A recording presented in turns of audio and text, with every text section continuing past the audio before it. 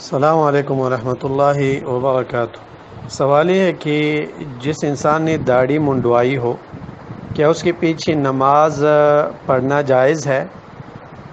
جب تک ایک انسان دائرہ اسلام میں داخل ہے، چاہے وہ گنہگار ہو، لیکن وہ نماز پڑھا سکتا ہے اور اس کے پیچھے نماز پڑھی جائے گی، اس کے پیچھے نماز پڑھنا جائز ہے۔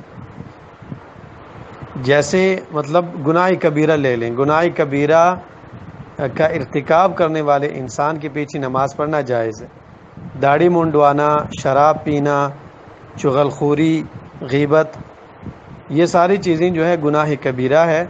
اور اگر ایک انسان ایسے انسان کے پیچھے جو کہ گناہ کبیرہ کا ارتکاب کر رہا ہے، اس کے پیچھے اگر کوئی نماز پڑھتا ہے تو نماز اس کے پیچھے ہو جاتی ہے۔ اور دلیل اس پر حدیث ہے مسند احمد میں 10,704 نمبر ہے حدیث، جس میں یہ ہے کہ صحابہ کرام حجاج ابن یوسف کے پیچھے نماز پڑھتے تھے، حالانکہ وہ فاسق تھا، قاتل اور گناہ کبیرہ کا ارتکاب کرنے والا تھا، شراب بھی پیتا تھا اور قاتل بھی تھا۔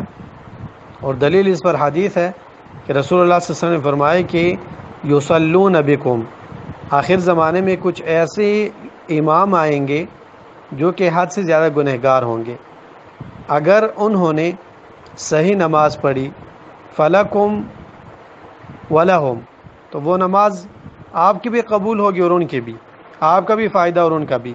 وَإِنْ أَسَاءُوا فَلَكُمْ وَعَلَيْهِمْ، اور اگر انہوں نے نماز صحیح طریقے سے نہیں پڑھائی تو آپ کی نماز قبول اور ان پر یہ نماز وبال۔